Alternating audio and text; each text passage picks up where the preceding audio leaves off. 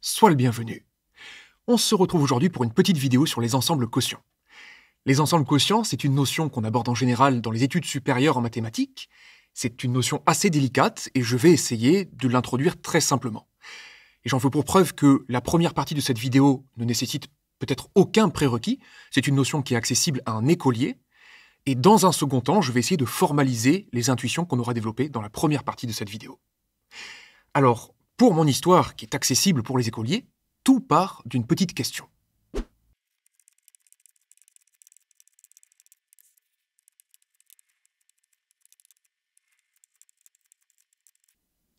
Alors, c'est une question assez étonnante qui est a priori éloignée de la notion d'ensemble quotient, mais on va y arriver. Pour l'instant, je peux te dire que j'ai posé cette question telle quelle au petit Balthazar en classe de CE2. Il m'a répondu dans un premier temps que c'était compliqué, que sa table de 7 n'allait pas aussi loin que 826, mais on a discuté un peu, je lui ai parlé du nombre 700, il m'a dit qu'il pouvait le faire comme 7 fois 100, et on a abouti quand même à la constatation selon laquelle il était raisonnable de se demander si 126 était un multiple de 7. Puisque, étant donné qu'on peut déjà faire 700 avec 7 fois 100, il m'a dit quelque chose comme « il ne me reste plus que 126 à faire dans la table de 7 ». Alors la grande question c'est, est-ce que 126 est dans la table de 7 ? Et on peut procéder de la même manière, de se dire que on peut faire 70 avec 7 fois 10, c'est dans la table de 7. Et donc, on peut se demander à présent si 56, 126 moins 70 est un multiple de 7. Et là, Balthazar est très content, il connaît sa table de multiplication, sa table de 7, et il constate que 56 est bel et bien dans la table de 7. Donc, on va écrire quelque chose qui formalise un peu ce qu'on a fait, et on se posera ensuite une petite question.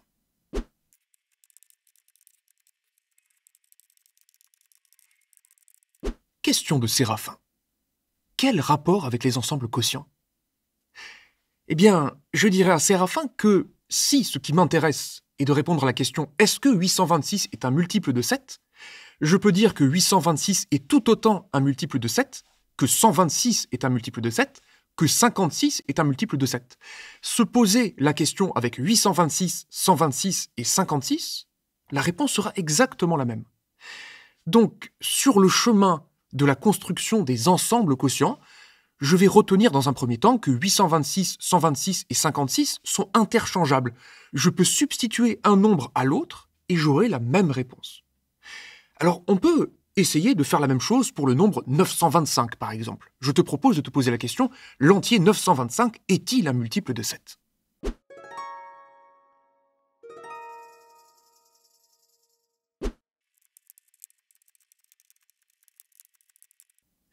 Et on a répondu à cette question avec le petit Balthazar. On s'est dit qu'on pouvait déjà faire 7 fois 100, 700, donc il ne restait plus que 225 à faire, comme 7 fois quelque chose.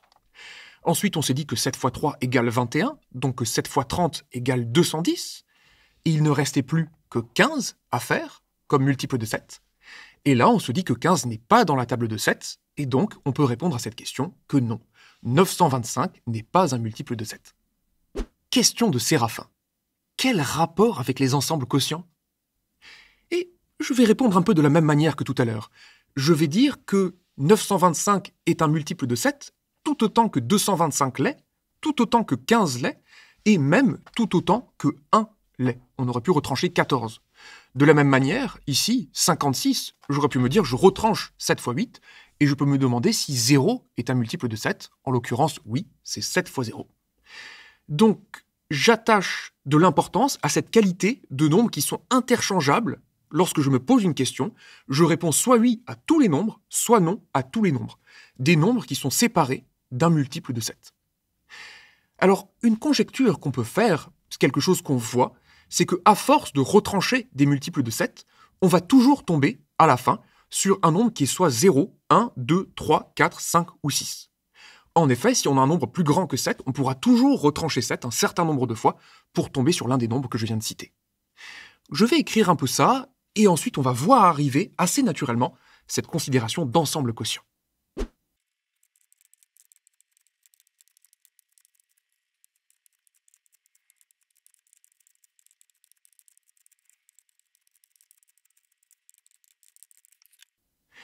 Alors concentre-toi bien, parce que l'arrivée de l'idée des ensembles quotients, c'est maintenant. Ce que j'ai fait, c'est que j'ai écrit les premiers entiers naturels. 0, 1, 2, 3, 4, 5, etc. Et je les ai organisés d'une manière assez particulière. Par exemple, on reconnaît ici la table de 7. Et on se rappelle, par exemple, que dans la table de 7, si on va très très loin, il y a le nombre 826. De la même manière, on a vu tout à l'heure, dans le début de la vidéo, que dans la tranche du 1, il y avait un autre nombre, il y avait le nombre 925, si ma mémoire est bonne. On avait dit que c'était tout autant un multiple de 7 que 225, que 15, et donc que 1, etc. Et donc, on voit finalement qu'à force d'ajouter 7, ou de retrancher 7 plutôt, on va toujours tomber à la fin sur soit la tranche du 0, soit la tranche du 1, etc., jusqu'à la tranche du 6. Eh bien, cet ensemble-là, je l'ai saucissonné en 7 tranches. Tous les nombres entiers vont se retrouver, n'importe quel nombre entier plutôt, va se retrouver dans l'une des tranches que je viens de décrire ici. Il y a la tranche verte, rouge, bleue, mais il y aurait 4 couleurs qui restent. Ces 7 éléments-là, ce sont les éléments d'un ensemble quotient. Et ce qui relie les nombres, c'est qu'ils sont séparés d'un multiple de 7. Par exemple, 23 et 2 sont séparés de 21, qui sont 3 fois 7. Et donc, à la question « 23 est-il un multiple de 7 ?» je pourrais dire « il est tout autant un multiple de 7 que 2 est un multiple de 7. » Et en l'occurrence, il ne l'est pas. De la même manière, est-ce que 925 est un multiple de 7 ? On a expliqué tout à l'heure que ça revenait à se poser la question « est-ce que 15 est un multiple de 7 ?» En l'occurrence, il ne l'est pas. Donc, on a transformé un ensemble infini de tous les nombres entiers en seulement un ensemble à 7 éléments, qui sont les 7 tranches que je viens de décrire. Je vais écrire un petit quelque chose, et on se retrouve juste après.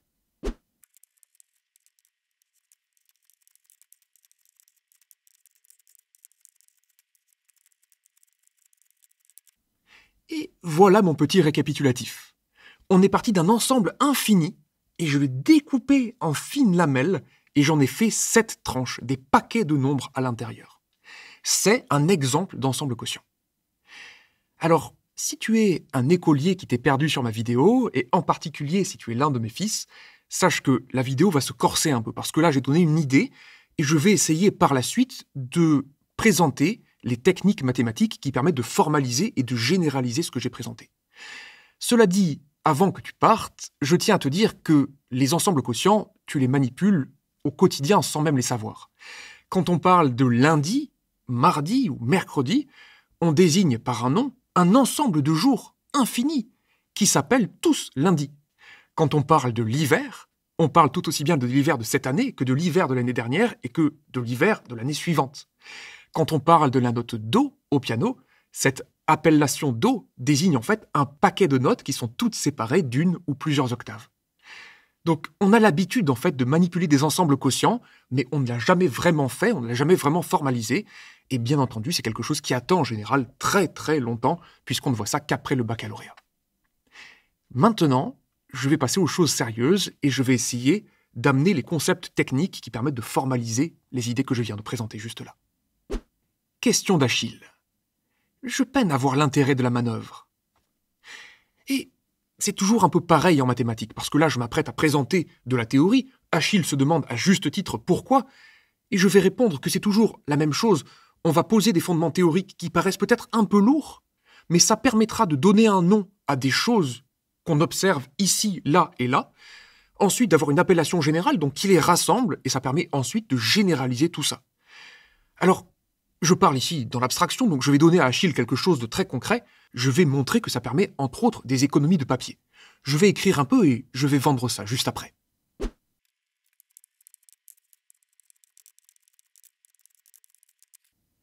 Alors tu vas peut-être me dire, mais qu'est-ce que c'est que cette histoire ? Et c'est très simple. Je dis seulement que dans l'ensemble quotient, la tranche de 826, je dis que c'est la même que celle de 126, je dis que c'est la même que celle de 56, je dis que c'est la même que la tranche de 0. Et la tranche de 0, c'était l'ensemble des entiers qui sont tous dans la table de 7. Donc j'en conclus que 826 est dans la table de 7. Alors je n'ai pas justifié ça, mais ce que je veux dire, c'est que là où je faisais des phrases un peu 826 est tout autant un multiple de 7 que 126, qui est tout autant un multiple de... C'est long toute cette affaire-là. Je dis seulement que dans l'ensemble quotient, les tranches sont les mêmes. je peux dire que les tranches sont égales. Ce que j'écris ici, ce sont des égalités entre ensembles. Donc cette qualité d'interchangeabilité, je pense que ça ne se dit pas, mais j'y vais quand même, on l'a traduite, on l'a transformée en une égalité, un symbole qu'on aime particulièrement manipuler en mathématiques. Maintenant, je vais formaliser un peu tout ça et faire intervenir les concepts théoriques qui permettent de généraliser cette construction en tranches que je viens de faire.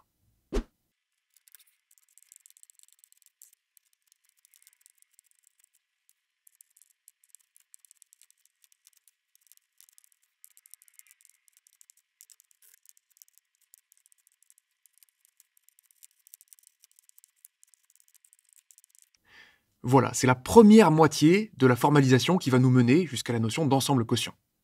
Je me place sur n, c'était pour qu'un écolier comprenne, et j'y place dessus une relation binaire. Je dis que deux nombres sont en relation si et seulement si ils sont séparés d'un multiple de 7. C'est comme ça que je disais que 925, 225, 15, c'est interchangeable. Désormais, je peux dire qu'ils sont équivalents pour cette relation binaire qui est une relation d'équivalence. Alors, c'est pas forcément la peine de comprendre exactement ce qu'est une relation d'équivalence, mais cette notion d'interchangeabilité de tout à l'heure, elle s'est transformée en quelque chose de mathématiquement rigoureux, l'appellation étant ce sont des nombres équivalents. Maintenant, on peut construire à partir de là assez naturellement les ensembles quotients, parce que quelle est la tranche du 3 ? Je vais définir sa classe d'équivalence, du coup je vais dire que la tranche du 3, c'est l'ensemble de tous les nombres qui sont équivalents à 3. Donc c'est 3 plus un certain nombre de fois 7. Donc j'ai 3, j'ai 10, j'ai 17, j'ai 24, et on retombe exactement sur la tranche que j'avais écrite ici. Donc je vais formaliser ça et faire apparaître ce fameux ensemble quotient.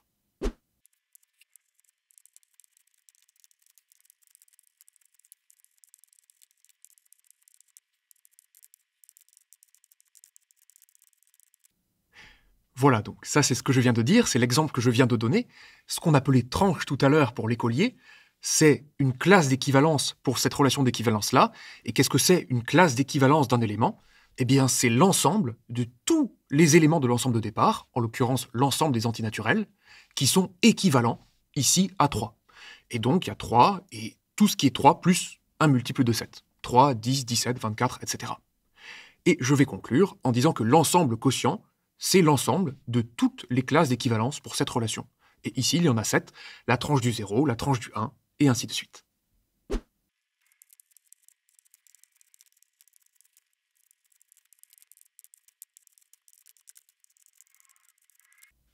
Et nous voilà avec ce fameux ensemble quotient. C'est l'ensemble qu'on a créé à partir de n en rassemblant dans un même paquet tous les éléments qui sont équivalents. Et si je veux revenir aux exemples de tout à l'heure avec cet angle-là de la relation d'équivalence, je peux dire que 2 jours de l'année sont équivalents s'ils sont séparés d'un nombre entier de semaines, auquel cas je leur donnerai le même nom. Je peux dire que 2 notes sont équivalentes si elles sont séparées d'un nombre entier d'octaves, auquel cas je leur donnerai le même nom, là aussi. C'est quelque chose qui fonctionne comme ça, et à partir du moment où j'ai une relation d'équivalence que j'ai définie, je peux toujours considérer l'ensemble des paquets d'éléments qui sont équivalents. Question d'Agathe. J'ai entendu parler des Z sur NZ. Pourquoi a-t-on sous la barre un ensemble plutôt qu'un symbole désignant une relation d'équivalence ? Je vais expliquer ça. Je vais écrire les choses petit à petit et tu vas retrouver une construction extrêmement similaire à celle qu'on a faite juste ici.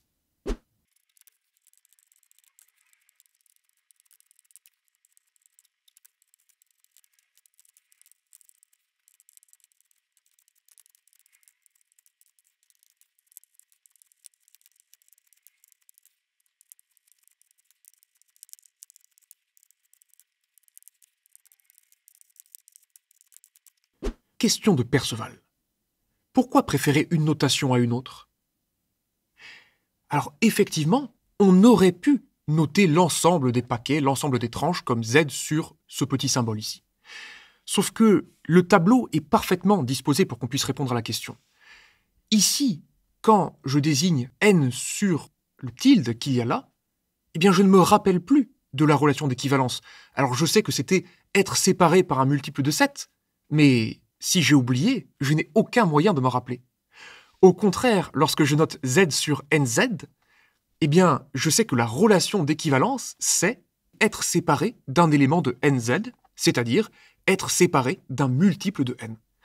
Donc c'est une notation pratique dans le sens où ce qu'il y a au dénominateur, on ne peut pas dire ça, mais bon, peu importe, ça donne exactement la nature de la relation d'équivalence qu'on a là. Alors, si je veux faire une petite ouverture, je veux dire que ça ne s'arrête pas là, c'est que le début des ensembles quotients. Parce que z sur nz, c'est bien plus qu'un ensemble quotient. C'est un groupe quotient et c'est même un anneau quotient. Donc on peut faire des calculs avec ce genre de symbole-là. Classe de 0, classe de 1, classe de 6. Je peux dire que classe de 2 fois classe de 3 égale classe de 6. Mais ça nécessite un peu de travail et ça sort du cadre de cet exposé. Justement, pour terminer cet exposé, je vais te montrer 3 petits exemples qui sortent du cadre de la manipulation de nombres. Je vais te montrer des exemples géométriques, on va pouvoir faire des dessins et comprendre un peu ce que permettent de faire des ensembles quotients.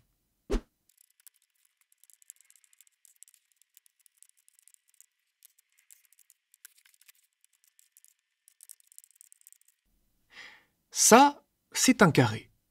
Et je vais placer par la suite 3 relations d'équivalence dessus, et on va se demander quel type de tranche on obtient.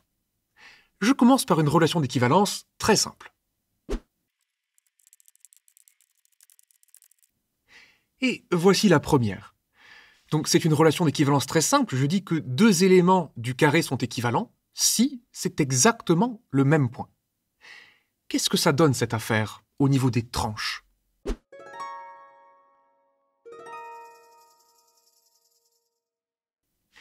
Eh bien, c'est un peu triste parce que si on dit que 2 éléments sont équivalents si et seulement si ils sont égaux, mais ça veut dire que chaque point du carré, il est tout seul dans sa tranche.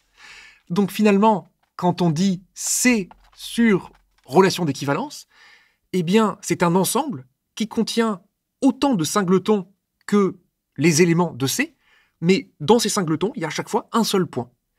Alors, on ne peut pas dire que ces ensembles-là sont égaux, puisque c'est la différence, par exemple, entre l'ensemble 1, 2 et l'ensemble singleton 1, singleton 2, mais cela dit, il y a une bijection naturelle entre C sur la relation d'équivalence et l'ensemble C. Donc c'est une relation d'équivalence, on va dire, triviale. C'est la même que si je considérais Z sur 0Z, c'est-à-dire que c'est une relation d'équivalence qui est tellement exigeante qu'en fait, mes tranches sont extrêmement petites. Tout à l'heure, c'était très différent. Quand on avait Z sur 7Z, il y avait une infinité de nombres dans les tranches, et du coup, il n'y avait que 7 tranches. Là, il y a des toutes petites tranches, mais ça n'apporte pas grand-chose. Mais je voulais te montrer ça. Maintenant, on va faire quelque chose de bien plus intéressant.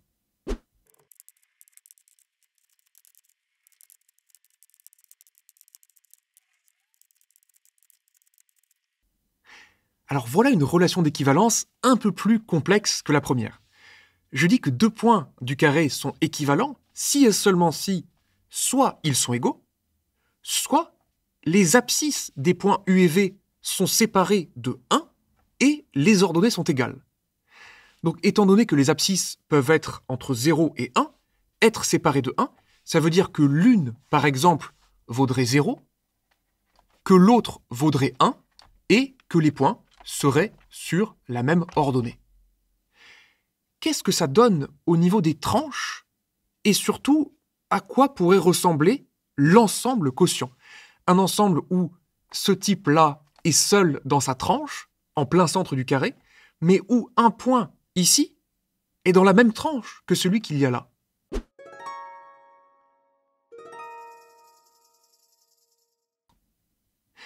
Alors, ce n'est pas une question évidente parce que je n'ai pas donné exactement le cadre dans lequel répondre à la question, mais j'aimerais que tu m'accordes que si un point qui se situe ici doit être interchangeable avec le point qu'il y a de l'autre côté, alors on pourrait visualiser l'ensemble quotient comme une sorte de rouleau. Alors je vais le dessiner et expliquer un peu comment ça fonctionne.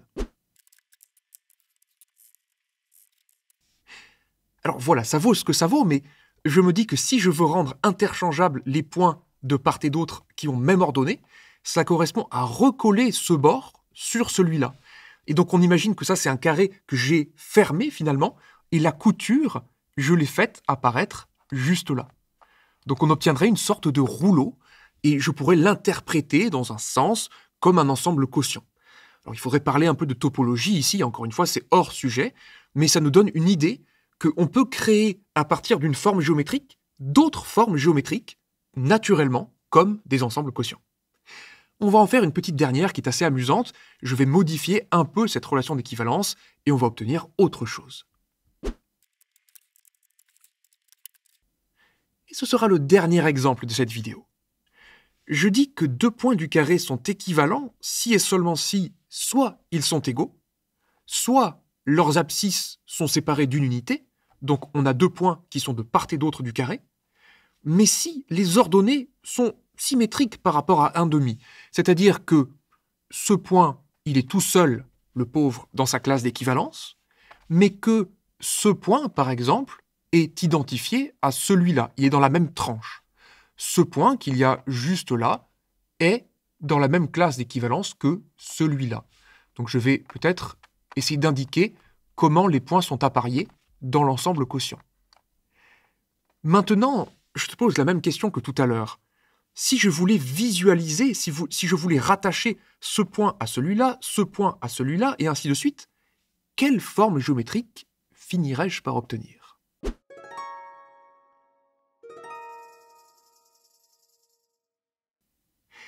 Eh bien, si je prends ce carré, que je veux le rattacher comme il faudrait que je tourne un bord, puis ensuite que je rattache. Et si tu as suffisamment de puissance d'imagination, tu aboutiras à cette forme-là. On voit ici qu'on a dû tourner, on a dû faire un demi-tour avec un bord pour rattacher ensuite. Et on appelle ça une bande de Möbius. Et donc, cette bande-là, je peux l'obtenir naturellement comme le carré quotienté par la relation d'équivalence qu'on a décrite juste ici. Alors, j'espère que cela a agrandi tes horizons sur l'ensemble quotient, mais je voudrais surtout dire que, comme tout à l'heure, l'enjeu de ce genre d'exemple dépasse largement le cadre des ensembles quotients. Tout à l'heure, je te disais que Z sur NZ était naturellement muni d'une structure de groupe et même d'anneaux quotients. Ici, on voit que le carré c'est quelque chose qu'on visualise, il y a quelque chose de géométrique, de topologique là-dedans. Eh bien, on peut se demander, dans l'ensemble quotient, qu'est-ce qui perdure dans la géométrie et dans la topologie du carré qu'on a là. Donc c'est le point de départ, cette affaire-là. On se dit, j'ai un ensemble donné, j'ai envie de rendre certains éléments interchangeables ou de les concevoir comme la même chose, comme lorsque je parle du mot lundi ou de la saison printemps. Et je me demande ensuite, avec l'ensemble des tranches, qu'est-ce que je conserve de l'ensemble d'origine. Voilà vers quoi j'espère me diriger dans les vidéos suivantes, en tout cas celles qui suivront celle-ci.